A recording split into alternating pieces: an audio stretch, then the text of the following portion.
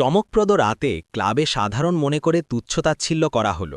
কয়েকদিন পর যুবকটির প্রকৃত রহস্য উন্মোচিত হয়ে যুবতীটির চেতনা যেন লুপ্ত হয়ে গেল এবং তারপর যা ঘটল তা অভাবনীয়।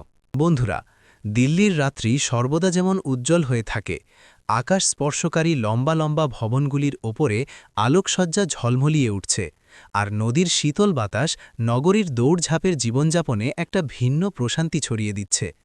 পথে উচ্চগতির যানবাহনগুলি ছুটে চলছে, আর সেই উজ্জ্বল রাত্রিতে দিল্লির সর্বাধিক বৃহৎ এবং প্রসিদ্ধ ক্লাবের সামনে একটি কৃষ্ণবর্ণের ঝকঝকে বিলাসবহুল গাড়ি এসে নরমভাবে থেমে গেল। এই ক্লাব সমগ্র ভারতে তার বিলাসিতার জন্য খ্যাতি লাভ করেছে। এই ক্লাবের নাম ছিল এলিট স্টার ক্লাব। এখানে সাধারণ ব্যক্তিরা প্রবেশ করত না, এখানে কেবলমাত্র সেই সব ব্যক্তিরা প্রবেশ করত যাদের নিকট অর্থ, প্রভাব এবং বিশাল খ্যাতি থাকত।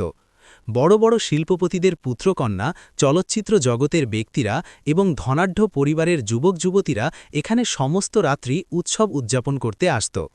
এই ক্লাবের অভ্যন্তরে প্রবেশ করাটাই স্বয়ং একটি মর্যাদা বলে বিবেচিত হতো। গাড়ির দ্বার উন্মুক্ত হল, আর সেখান থেকে অবতীর্ণ হল একটি অত্যধিক সৌন্দর্যময়ী যুবতী। তার নাম ছিল আয়েশা রায়। সে দিল্লির প্রখ্যাত শিল্পপতি রাহুল রায়ের একমাত্র কন্যা ছিল। সে একটি মূল্যবান ডিজাইনার পোশাক পরিধান করেছিল, হাতে হীরকখচিত ক্ষুদ্র পার্স ছিল, আর মুখমণ্ডলে সুস্পষ্টভাবে প্রতিফলিত হচ্ছিল দম্ভ। তার চলনের শৈলী থেকেই অনুমান করা যেত যে সে স্বয়ংকে অন্যান্যদের থেকে অনেক উন্নত মনে করত। আয়েশা গাড়ি থেকে অবতরণ করতেই ক্লাবের বহির্ভাগে অবস্থিত ব্যবস্থাপক এবং নিরাপত্তা কর্মীরা তাৎক্ষণিকভাবে সচেতন হয়ে উঠে দাঁড়াল। ব্যবস্থাপক তাৎক্ষণিকভাবে নত হয়ে বলল, গুড ইভিনিং মিস রায়। আয়েশা কেবলমাত্র সামান্য মাথা নাড়ল, যেন এসব তার নিকট সম্পূর্ণ স্বাভাবিক ব্যাপার। তার পশ্চাতে তার ৩-৪ জন ধনী সঙ্গীদের দলও স্ব বিলাসবহুল গাড়ি থেকে অবতরণ করে তার সাথে ক্লাবের দিকে অগ্রসর হতে শুরু করল।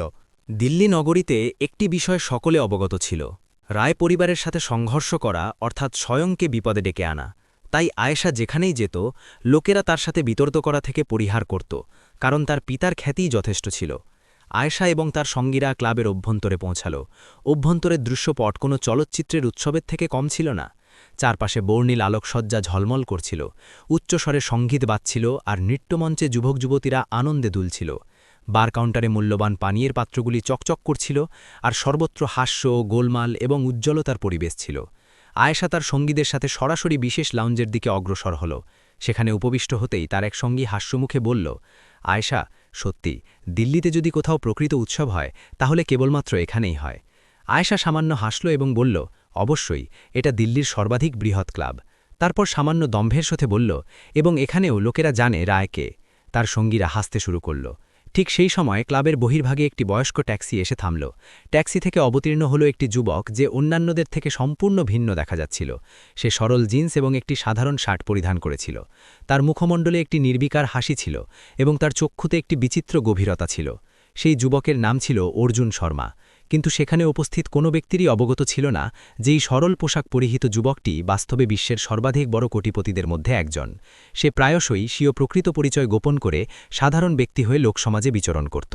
সেই রাত্রিতেও সে স্বীয় ক্লাবে উপস্থিত হয়েছিল, যাতে সে পর্যবেক্ষণ করতে পারে যে তার কর্মীরা সাধারণ ব্যক্তিদের সাথে কী ধরনের আচরণ করে। অর্জুন নরমভাবে ক্লাবের প্রবেশদ্বারের দিকে অগ্রসর হল। যেই সে অভ্যন্তরে প্রবেশ করতে উদ্যত হল, সামনে অবস্থিত নিরাপত্তা রক্ষক তাৎক্ষণিকভাবে হাত প্রসারিত করে তাকে প্রতিরোধ করল। রক্ষক তাকে উপর থেকে নিচ পর্যন্ত পর্যবেক্ষণ করে সামান্য তিরস্কারপূর্ণ শৈলীতে বলল, এই থাম, কোথায় যাচ্ছিস? অর্জুন নির্বিকার কণ্ঠে বলল, অভ্যন্তরে। রক্ষক হাস্য করে উঠল। সে ব্যঙ্গাত্মকভাবে বলল, অভ্যন্তরে? এটা কোনো পথের খাবারের দোকান নয়, এটা এলিট স্টার ক্লাব। নিকটস্থ অন্য রক্ষকও হাসল এবং বলল, এখানে প্রবেশ করতে সদস্যতা প্রয়োজন, এবং তোর পোশাক দেখে তো মনে হচ্ছে তুই ভুল স্থানে চলে এসেছিস। আশেপাশে অবস্থিত কয়েকজনও এই দৃশ্যপট দেখে হাসতে শুরু করল, কিন্তু অর্জুন সম্পূর্ণ নির্বিকার হয়ে দাঁড়িয়ে রইল। সে নরমভাবে বলল, আমি কেবলমাত্র অভ্যন্তরে গিয়ে পর্যবেক্ষণ করতে চাই। রক্ষক হাস্য করতে করতে বলল, ভাই, এই স্থান পর্যবেক্ষণের জন্য নয়, অর্থ ব্যয় করার জন্য। অনেক সময়ের আলোচনার পর অবশেষে রক্ষক তাকে অভ্যন্তরে প্রবেশ করতে অনুমতি দিল, কিন্তু যাওয়ার সময় সে বিড়বিড় করে বলল, আজকাল কে কে অভ্যন্তরে প্রবেশ করে কে জানে। অর্জুন নরমভাবে ক্লাবের অভ্যন্তরে প্রবেশ করল। অভ্যন্তরের পরিবেশ দেখে সে সামান্য হাসল। লোকেরা নৃত্য করছিল, হাসছিল এবং মূল্যবান পানীয় পান করছিল। কিন্তু অর্জুনের দৃষ্টি এসব বিষয়ের ওপর ছিল না। সে লোকদের মুখমণ্ডল পর্যবেক্ষণ করছিল এবং স্বীয় কর্মীদের আচরণ খুব মনোযোগ সহকারে লক্ষ্য করছিল। ঠিক সেই সময় তার দৃষ্টি বিশেষ লাউঞ্জের দিকে গেল, যেখানে আয়েশা তার সঙ্গীদের সাথে উপবিষ্ট ছিল। সেই মুহূর্তে আয়েশার দৃষ্টিও দূরবর্তী অর্জুনের উপর পতিত হল।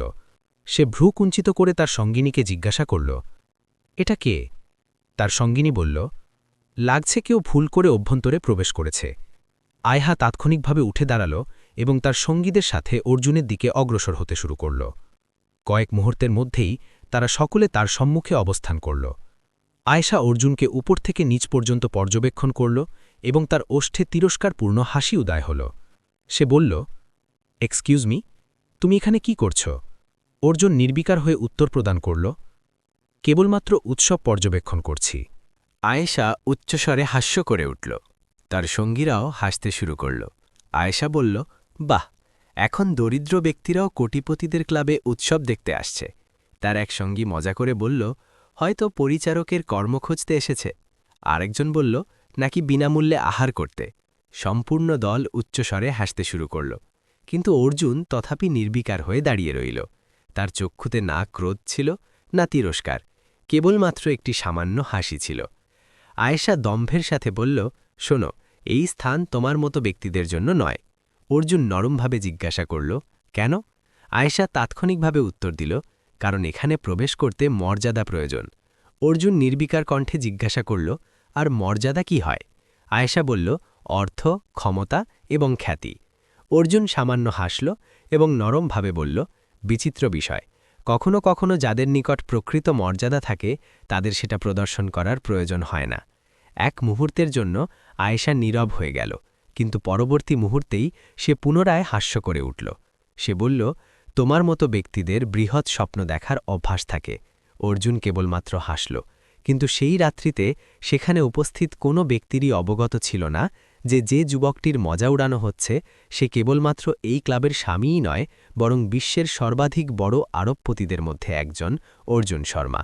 এবং খুব শীঘ্রই একটি বিলাসবহুল অনুষ্ঠানে তার প্রকৃত পরিচয় উন্মোচিত হতে চলেছে, এবং তখন কারও দম্ভভঙ্গ হতে চলেছে। রায় এবং তার সঙ্গীদের হাস্য ক্লাবের উচ্চস্বরের সঙ্গীতের মধ্যেও স্পষ্টভাবে শ্রবণীয় ছিল। তাদের মুখমণ্ডলে দম্ভ এবং মজার এমন অভিব্যক্তি ছিল, যেন সম্মুখে অবস্থিত ব্যক্তিটি তাদের নিকট কোনো ব্যক্তি নয়, কেবলমাত্র বিনোদনের একটি উপায়। কিন্তু অর্জুন শর্মা তথাপি সম্পূর্ণ নির্বিকার হয়ে দাঁড়িয়েছিল। তার মুখমণ্ডলে সেই সামান্য হাসি ছিল, যেন তার কোনো কথাতেই কোনো প্রভাব পড়েনি। তার চক্ষুতে না ক্রোধ ছিল, না তিরস্কারের অভিব্যক্তি, বরং একটি গভীর প্রশান্তি ছিল, যেন সে লোকদের কথা শ্রবণ করছে ঠিকই, কিন্তু সেগুলিকে স্বীয় হৃদয় পর্যন্ত পৌঁছাতে দিচ্ছে না। আয়েশা পুনরায় অর্জুনকে মাথা থেকে পা পর্যন্ত পর্যবেক্ষণ করল। তার পোশাকের সরলতা এবং তার নির্বিকার স্বভাব দেখে তার মুখমণ্ডলে তিরস্কারপূর্ণ হাসি উদয় হল। সে ব্যঙ্গাত্মক স্বরে জিজ্ঞাসা করল, সত্য বলো তো, তুমি এখানে এলে কিভাবে? অর্জুন কোনো তড়িঘড়ি ছড়াই অত্যন্ত নির্বিকার কণ্ঠে উত্তর দিল, পায়ে হেঁটে। তার উত্তর শ্রবণ করে আয়েশার সঙ্গীদের হাস্য আরও তীব্র হয়ে উঠল। এক সঙ্গী মজা করে বলল, ভাই, মনে হচ্ছে কোনো ধনী ব্যক্তির ব্যাগ তুলে অভ্যন্তরে প্রবেশ করেছে। আরেকজন বলল, নাকি নিরাপত্তাকে মূর্খ বানিয়ে দিয়েছে। আয়েশা বার কাউন্টার থেকে একটি মূল্যবান পানীয় তুলে নিল। নরমভাবে এক চুমুক দিয়ে অর্জুনের দিকে তাকিয়ে বলল, শোনো, তোমার এখানে অবস্থান করে বিচিত্র লাগছে না? এত ধনী ব্যক্তিদের মধ্যে অবস্থান করে লজ্জা হয় না? অর্জুন তার দিকে নির্বিকার দৃষ্টিতে তাকাল। কয়েক মুহূর্ত নীরব থাকল, যেন সে শব্দগুলিকে চিন্তাভাবনা করে নির্বাচন করতে চাইছে। তারপর নরমভাবে বলল, লজ্জা তখনই হয় যখন ব্যক্তি অর্থের দম্ভে মানবতা বিস্মৃত হয়। তার এই কথা শ্রবণ করে এক মুহূর্তের জন্য আয়েশার মুখমণ্ডল পরিবর্তিত হয়ে গেল। হয়তো সে এমন আশা করেনি যে সম্মুখে অবস্থিত এই সরল যুবকটি এভাবে উত্তর প্রদান করবে, কিন্তু পরবর্তী মুহূর্তেই সে পুনরায় হাস্য করে উঠল এবং তার সঙ্গীদের দিকে তাকিয়ে বলল, ও, তাহলে এ আমাদের মানবতা শিক্ষা দিতে এসেছে। তার সঙ্গীরা পুনরায় উচ্চস্বরে হাসতে শুরু করল। আয়েশা ব্যঙ্গ করে বলল, আজকাল অনুপ্রেরণামূলক বক্তাও ক্লাবে প্রবেশ করতে শুরু করেছে। আয়েশা পুনরায় অর্জুনকে জিজ্ঞাসা করল, তোমার জানা আছে এই স্থানটি কার? অর্জুন স্বাভাবিকভাবে বলল, হয়তো কোনো ধনী ব্যক্তির। আয়েশা দম্ভের সাথে বলল, এটা দিল্লির সর্বাধিক বৃহৎ ক্লাব এবং এখানে কেবলমাত্র বড় বড় ব্যক্তিরাই আসেন। এখানে প্রবেশ করতে অর্থ, খ্যাতি এবং মর্যাদা প্রয়োজন। তারপর অর্জুনের দিকে তাকিয়ে বলল, এবং তুমি? অর্জুন সামান্য হাসল এবং বলল, আমি তো কেবলমাত্র একটি সাধারণ ব্যক্তি। আয়েশা তালি বাজিয়ে তার সঙ্গীদের বলল, ঠিক বলেছে, সম্পূর্ণ সাধারণ। তখনই সে নিকটস্থ এক পরিচারককে ডাকল। পরিচারক তাৎক্ষণিকভাবে তাদের নিকট এসে নত হয়ে বলল, জি ম্যাম। আয়েশা অর্জুনের দিকে ইঙ্গিত করে বলল, একে বহির্ভাগের পথ দেখিয়ে দাও। এই স্থান এনাদের মতো ব্যক্তিদের জন্য নয়। পরিচারক সামান্য বিভ্রান্ত হয়ে পড়ল। সে অর্জুনের দিকে তাকালো এবং তারপর নরমভাবে বলল, ম্যাম, হয়তো এটা অতিথি। কিন্তু আয়েশা তাৎক্ষণিকভাবে কঠোর কণ্ঠে বলল, আমি বললাম না, বহির্ভাগের পথ দেখাও। তার সঙ্গীরা পুনরায় হাসতে শুরু করল, যেন এসব তাদের নিকট একটি আনন্দদায়ক খেলা। অর্জুন পরিচারকের দিকে তাকিয়ে অত্যন্ত প্রশান্তভাবে বলল, কোনো সমস্যা নেই, আমি স্বয়ং চলে যাব। তারপর আয়েশার দিকে তাকিয়ে সামান্য হাসির সাথে বলল, তবে একটি বিষয় জিজ্ঞাসা করি? আয়েশা তিরস্কারপূর্ণভাবে বলল, কি? অর্জুন নরমভাবে বলল, যদি কখনো জানতে পারো যে জীবেক্কিটার মজা তুমি উড়াচ্ছ সে তোমার থেকে অনেক বেশি ধনী, তাহলে কি করবে? তার কথা শ্রবণ করে আয়েশা এত উচ্চস্বরে হাসল যে তার সঙ্গীদের হাস্যও তাতে মিশ্রিত হয়ে গেল। সে বলল, এই মজা উত্তম ছিল। তারপর দম্ভের সাথে বলল, এই নগরীতে যদি কেউ আমাদের থেকে অধিক ধনী হয় তাহলে তার খ্যাতি আমরা অবগত। অর্জুন কেবলমাত্র সামান্য হাসল। সে নরমভাবে মাথা নাড়ল, যেন কিছু অনুধাবন করেছে। তারপর সে ঘুরল এবং নরমভাবে ক্লাবের বহির্ভাগের দিকে চলতে শুরু করল। যাওয়ার সময়ে তার দৃষ্টি পুনরায় সম্পূর্ণ ক্লাবের উপর ঘুরল। সে নিরাপত্তা রক্ষক দেখল, কর্মী দেখল এবং এক মুহূর্তের জন্য তার দৃষ্টি আয়েশার উপরও স্থির হল। কিন্তু তার মুখমণ্ডলে তখনও সেই প্রশান্তি ছিল, যেন এই সম্পূর্ণ ঘটনাপ্রবাহ তাকে সামান্য বিচলিত করেনি। কিছু সময়ের মধ্যেই অর্জুন ক্লাব থেকে বহির্গত হয়ে গেল। ওদিকে আয়েশা এবং তার সঙ্গীরা পুনরায় উৎসবে নিমগ্ন হয়ে গেল। সঙ্গীত পুনরায় তীব্র হয়ে উঠল, নৃত্যমঞ্চ পুনরায় পরিপূর্ণ হয়ে গেল এবং পানীয়ের পাত্রগুলি পুনরায় সংঘর্ষ করতে শুরু করল। কয়েক মিনিটের মধ্যেই সেই সরল পোশাক পরিহিত যুবকটি যেন তাদের স্মৃতি থেকেও লুপ্ত হয়ে গেল। কিন্তু তাদের অবগত ছিল না যে ব্যক্তিটাকে তারা তিরস্কার করেছে সে কোনো সরল যুবক নয়, সে ছিল অর্জুন শর্মা। এমন একটি খ্যাতি যার প্রতিষ্ঠানগুলিতে বিশ্বের বড় বড় শিল্পপতিরা বিনিয়োগ করত। এমনকি রাহুল রায় অর্থাৎ আয়েশার স্বীয় পিতাও তার প্রতিষ্ঠানের পরিচালক মণ্ডলের সদস্যদের মধ্যে একজন ছিলেন। কিন্তু আয়েশার তখনও এই সত্য অবগত ছিল না। তার এটাও অবগত ছিল না যে কয়েকদিন পরেই একটি বিলাসবহুল অনুষ্ঠানে তার পুনরায় সেই যুবকের সাথে সাক্ষাৎ হবে এবং সেদিন তার দম্ভ এক মুহূর্তে ভঙ্গ হবে। ক্লাবের সেই রাত্রির পর কয়েকদিন অতিক্রান্ত হয়ে গেল। দিল্লির দ্রুতগতির জীবনযাপনে প্রতিদিন নূতন সংবাদ আসত এবং পুরাতন বিষয়গুলি ধীরে ধীরে লোকদের স্মৃতি থেকে লুপ্ত হয়ে যেত। আয়েশারায়ও সেই রাত্রির ঘটনাপটিকে প্রায় বিস্মৃত হয়ে গিয়েছিল। তার নিকট সেটা ছিল কেবলমাত্র একটি ক্ষুদ্র মজা, এমন একটি মুহূর্ত যাকে স্মরণ রাখার কোনো প্রয়োজন ছিল না। কিন্তু ভাগ্য কখনো কখনো এমন কাহিনী রচনা করে যার আরম্ভ যত ক্ষুদ্রই হোক না কেন তার সমাপ্তি ব্যক্তির সম্পূর্ণ চিন্তাধারা পরিবর্তন করে দেয়। সেই সপ্তাহেই দিল্লিতে একটি অত্যন্ত বড় সংবাদ ছড়িয়ে পড়ল। নগরীর সর্বাধিক বৃহৎ ব্যবসায়িক দল রায় গ্রুপের পক্ষ থেকে একটি বিলাসবহুল ৫ তারকা হোটেল ইম্পিরিয়াল প্যালেস হোটেলের উদ্বোধন হতে চলেছে। এই হোটেল দিল্লির সর্বাধিক বিলাসবহুল এলাকাগুলির মধ্যে একটিতে নির্মিত হয়েছিল এবং এর উদ্বোধন অনুষ্ঠানে দেশের অনেক বড় শিল্পপতি, রাজনৈতিক ব্যক্তিত্ব এবং প্রখ্যাত ব্যক্তিরা উপস্থিত হবেন। মিডিয়াও এই অনুষ্ঠানকে অনুসরণ করতে উৎসাহিত ছিল। এই হোটেল আয়েশার পিতা রাহুল রায়ের স্বপ্ন ছিল। অনেক বছরের পরিশ্রম এবং কোটি কোটি অর্থের বিনিয়োগের পর এই হোটেল নির্মিত হয়ে প্রস্তুত হয়েছে, তাই উদ্বোধন অনুষ্ঠানকে অত্যন্ত বিলাসবহুল করার প্রস্তুতি চলছিল। বড় বড় ঝাড়লণ্ঠন, লাল কার্পেট, ঝলমলে আলোকসজ্জা এবং নিরাপত্তার কঠোর ব্যবস্থা, প্রত্যেকটি বিষয় সেই সন্ধ্যাকে বিশেষ করে তুলতে প্রস্তুত ছিল। সেদিন সন্ধ্যায় আয়েশাও তার পিতার সাথে হোটেলে পৌঁছাল। সে একটি অত্যন্ত মূল্যবান ডিজাইনার পোশাক পরিধান করেছিল এবং তার মুখমণ্ডলে সেই আত্মপ্রত্যয় এবং দম্ভ প্রতিফলিত হচ্ছিল যা সর্বদা দৃশ্যমান হতো। হোটেলের বহির্ভাগে মিডিয়ার ক্যামেরাগুলি ঝলমল করছিল এবং অনেক বড় বড় যানবাহন একের পর এক এসে থামছিল। অতিথিরা লাল কার্পেটে চলতে চলতে অভ্যন্তরে প্রবেশ করছিল এবং সর্বত্র উৎসবের মতো পরিবেশ ছিল। আয়েশা তার সঙ্গীদের সাথে অবস্থান করে অতিথিদের আগমন দেখছিল। সে তার পিতার ব্যবসায়ের এই সফলতায় গর্ব অনুভব করছিল। তখনই সে তার পিতাকে কাউকে বলতে শুনল, আজকের অনুষ্ঠানের প্রধান অতিথি কিছুক্ষণ পর উপস্থিত হবেন। তার আগমনের পরই উদ্বোধন অনুষ্ঠিত হবে। আয়েশা উৎসুকতার সাথে জিজ্ঞাসা করল, ড্যাড, প্রধান অতিথি কে? রাহুল রায় হাস্যমুখে বলল, যখন তারা আসবেন তখন তুমি স্বয়ং দেখে নিও। অত্যন্ত মহান ব্যক্তি। কিছুক্ষণ পর হোটেলের বহির্ভাগে হঠাৎ হইচই বৃদ্ধি পেল।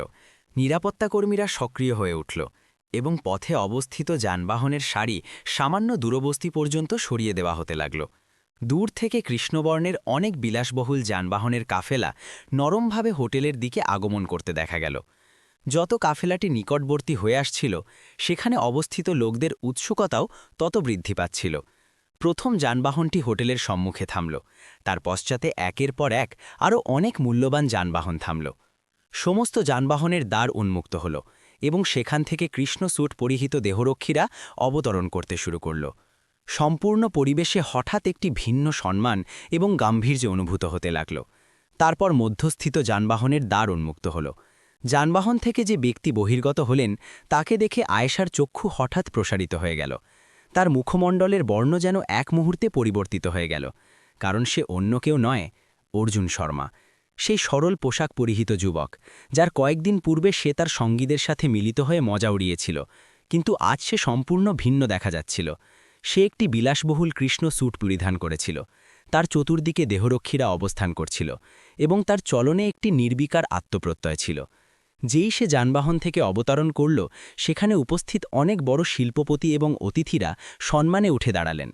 আয়েশা তখনও হতবুদ্ধি হয়ে অবস্থান করছিল। তার অনুধাবন হচ্ছিল না যে সে যা দেখছে তা বাস্তব না ভ্রান্তি। ঠিক সেই সময় তার পিতা রাহুল রায় দ্রুত অগ্রসর হয়ে অর্জুনের সম্মুখে এসে সম্মানের সাথে হাত জোর করে বললেন, ওয়েলকাম মিস্টার শর্মা। আমরা অত্যন্ত আনন্দিত যে আপনি আমাদের হোটেলের উদ্বোধনের জন্য সময় ব্যয় করেছেন। আয়েশার নিকট এই দৃশ্যপট কোনো আঘাতের থেকে কম ছিল না। সে প্রথমবার তার পিতাকে কারো সম্মুখে এভাবে নত হয়ে দেখল। তার মনে কেবলমাত্র একটি প্রশ্ন অনুরণিত হচ্ছিল, এটা শেষমেশ কে? সে কিভাবে সেই যুবক হতে পারে যাকে সে ক্লাবে তিরস্কার করেছিল? তার মস্তিষ্কে সেই রাত্রির প্রত্যেকটি কথা এক এক করে স্মরণ হতে লাগল। তার হাস্য, তার তিরস্কার, তার সঙ্গীদের মজা এবং অর্জুনের সেই নির্বিকার হাসি। অর্জুন কেবলমাত্র সামান্য হাসির সাথে রাহুল রায়ের সাথে হাত মিলিয়ে বললেন, আপনি এত সম্মান প্রদান করেছেন, এই জন্য কৃতজ্ঞতা। ঠিক সেই সময়ে তার দৃষ্টি এক মুহূর্তের জন্য আয়েশার ওপর পতিত হল। দুজনের চক্ষু এক মুহূর্তের জন্য মিলিত হল, কিন্তু অর্জুনের মুখমণ্ডলে সেই নির্বিকার অভিব্যক্তি ছিল। না ক্রোধ, না তিরস্কার, না কোনো অভিযোগ, কেবলমাত্র একটি সামান্য হাসি। এবং সেই হাসি আয়েশার হৃদয়ে একটি বিচিত্র অস্থিরতা সৃষ্টি করল।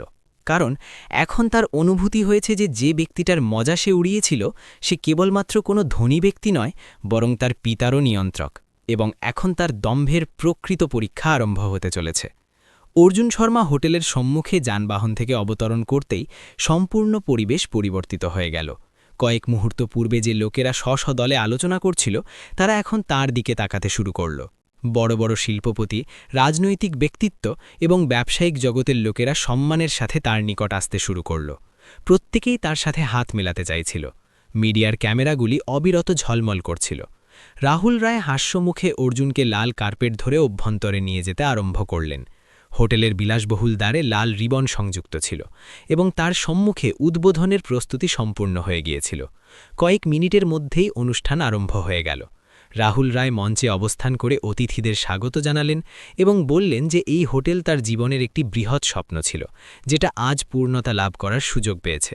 তারপর তিনি সম্মানের সাথে অর্জুন শর্মার দিকে তাকিয়ে বললেন যে এই স্বপ্নকে বাস্তবে রূপান্তরিত করতে সর্বাধিক অবদান সেই ব্যক্তিটির, যিনি আজ এখানে প্রধান অতিথি হিসেবে উপস্থিত। যখন রাহুল রায় মঞ্চে অর্জুনের পরিচয় প্রদান করলেন, তখন অনেকের নিকট এটা স্বাভাবিক বিষয় ছিল, কিন্তু আয়েশার নিকট এই মুহূর্ত কোনো ঝড়ের থেকে কম ছিল না। রাহুল রায় বললেন যে অর্জুন শর্মা বিশ্বের সর্বাধিক প্রভাবশালী যুবক শিল্পপতিদের মধ্যে একজন, যার প্রতিষ্ঠানগুলিতে অনেক বড় ব্যবসায়িক দল অংশীদার, এবং যার চিন্তাধারা অনেক শিল্পকে নূতন দিক প্রদান করেছে। তিনি এটাও অবহিত করলেন যে তাদের স্বীয় ব্যবসায়িক দলের অনেক বৃহৎ প্রকল্প অর্জুনের প্রতিষ্ঠানের সহায়তায় চলমান। আয়েশা মঞ্চের সম্মুখে অবস্থান করে এসব শ্রবণ করছিল। তার কর্ণে যেন প্রত্যেকটি শব্দ হাতুড়ির মতো অনুরণিত ছিল।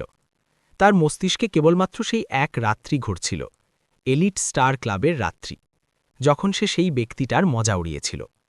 তার স্মরণ হল কিভাবে সে অর্জুনকে দরিদ্র মনে করে তিরস্কার করেছিল, কিভাবে তার সঙ্গীরা হাস্য করে তাকে নিচু দেখিয়েছিল, এবং কিভাবে অর্জুন সেই সময়েও নির্বিকার হয়ে দাঁড়িয়েছিল। উদ্বোধনের সময় উপস্থিত হল। অর্জুন রিবন ছিন্ন করে হোটেলের উদ্বোধন করলেন এবং তালির ধ্বনি সম্পূর্ণ কক্ষে ছড়িয়ে পড়ল। তারপর অভ্যন্তরে একটি বিলাসবহুল ভোজন উৎসব আরম্ভ হল। বড় বড় ব্যবসায়ী এবং অতিথিরা অর্জুনের সাথে আলোচনা করতে শুরু করলেন। প্রত্যেকেই তার সাথে কিছু সময় অতিবাহিত করতে চাইছিল, কিন্তু সেই ভিড়ের মধ্যে আয়েশা নীরবে এক কোণে অবস্থান করছিল। তার মনে একটি বিচিত্র অস্থিরতা ছিল। সে স্বয়ংকে প্রশ্ন করছিল সে সেই রাত্রিতে এত দম্ভ কেন প্রদর্শন করেছিল। কিছু সময় পর যখন উৎসব সমাপ্তির দিকে অগ্রসর হতে লাগল, অর্জুন নরমভাবে বহির্গমন করতে লাগলেন। তার দেহরক্ষীরা এবং কয়েকজন ব্যবসায়িক সহযোগী তার সাথে ছিলেন। ঠিক সেই সময়ে পশ্চাৎ থেকে একটি কণ্ঠ ভেসে এলো, mister Sharma sir, 1 minute. Arjun ঘুরে তাকালেন। তার সম্মুখে আয়েশা অবস্থান করছিল। আজ প্রথমবার তার মুখমণ্ডলে দম্ভ ছিল না। তার চক্ষুতে লজ্জা এবং অনুতাপ সুস্পষ্টভাবে দৃশ্যমান ছিল। কয়েক মুহূর্ত সে কিছু বলতে পারল না। তারপর নরমভাবে বলল, আমার আপনাকে কিছু বলার আছে। অর্জুন নির্বিকার হয়ে অবস্থান করলেন। আয়েশা মাথা নত করে নরম কণ্ঠে বলল, সেই রাত্রিতে ক্লাবে আমি আপনার সাথে অত্যন্ত অনুচিত আচরণ করেছিলাম। আমি আপনাকে চিনতে না পেরে তিরস্কার করেছি। এজন্য আমি প্রকৃতপক্ষে অত্যন্ত লজ্জিত। তার কণ্ঠে প্রকৃত অনুতাপ ছিল। সে আরও বলল, আমি সর্বদা লোকদের তাদের পোশাক এবং অর্থ দিয়ে বিচার করতাম। আমার মনে হতো যাদের নিকট অধিক অর্থ আছে তারাই মহান ব্যক্তি। কিন্তু আজ আমি অনুধাবন করেছি যে প্রকৃত মহান ব্যক্তি সে যে তিরস্কারের পরেও নির্বিকার থাকতে পারে। কয়েক মুহূর্তের জন্য সেখানে নীরবতা নেমে এলো। অর্জুন আয়েশার দিকে তাকালেন। তার মুখমণ্ডলে সেই নির্বিকার হাসি ছিল যা সেই রাত্রিতেও ছিল। সে নরমভাবে বললেন, ভুল প্রত্যেক ব্যক্তি করে, পার্থক্য কেবলমাত্র এটুকু যে কেউ সেটা অনুধাবন করে এবং কেউ করে না। আয়েশা প্রথমবার তার চক্ষুতে সরাসরি তাকাল। অর্জুন আরও বললেন, অর্থ ব্যক্তিকে মহান করে না, ব্যক্তির চিন্তাধারা এবং তার আচরণ তাকে মহান করে। আয়েশা নরমভাবে মাথা নাড়ল। হয়তো এই কথা এখন তার হৃদয় পর্যন্ত পৌঁছে গিয়েছে। অর্জুন হাস্য করে বললেন, উত্তম হয়েছে যে তুমি এটা শীঘ্র অনুধাবন করেছ। তারপর তিনি ঘুরলেন এবং স্বীয় যানবাহনের দিকে অগ্রসর হলেন। আয়েশা সেখানে অবস্থান করে তাকে বিদায় হতে দেখতে লাগল। সেই রাত্রিতে সে প্রথমবার অনুভব করল যে প্রকৃত ধনাঢ্যতা ব্যাংকের অবশিষ্টাংশে নয়, বরং ব্যক্তির স্বভাবে নিহিত, এবং সেই মুহূর্তেই তার দম্ভের প্রাচীর চিরকালের জন্য ভঙ্গ হয়ে গেল। বন্ধুরা, এখন তোমাদের নিকট একটি প্রশ্ন। যদি তোমরা অর্জুন শর্মার স্থানে থাকতে এবং কেউ তোমাকে দরিদ্র মনে করে সকলের সম্মুখে তিরস্কার করত, তাহলে তোমরা কি করতে? অর্জুনের মতো নির্বিকার হয়ে তাকে ক্ষমা করে দিতে, নাকি তার ভুল অনুভূতি করাতে সামান্য শাস্তি প্রদান করতে? এবং একটি বিষয় আরও জানাও, আয়েশা কি প্রকৃতপক্ষে পরিবর্তিত হয়েছে, নাকি কেবলমাত্র অর্জুনের প্রকৃত পরিচয় অবগত হওয়ার জন্যই ক্ষমা প্রার্থনা করছিল? এখন প্রকৃতপক্ষে জানাও, যদি অর্জুন ধনী না হতেন তাহলে কি আয়েশা কখনো ক্ষমা প্রার্থনা করত? তোমাদের অভিমত কি? কমেন্টে অবশ্যই অবহিত করো। তো বন্ধুরা, এই কাহিনীটি কেমন অনুভূত হয়েছে আমাদের কমেন্টের মাধ্যমে অবশ্যই অবহিত করো, এবং বিদায় নেওয়ার পূর্বে আমাদের ভিডিওতে লাইক প্রদান করতে এবং চ্যানেল সাবস্ক্রাইব করতে বিস্মৃত হও না। কমেন্টে তোমার খ্যাতি এবং নগরী অবশ্যই লিখো, যাতে আমরা তোমাদের স্নেহ এবং সহায়তার অনুভূতি লাভ করতে পারি। তাহলে চলো, পুনরায় সাক্ষাৎ হবে আরেকটি হৃদয়স্পর্শকারী প্রকৃত কাহিনীর সাথে।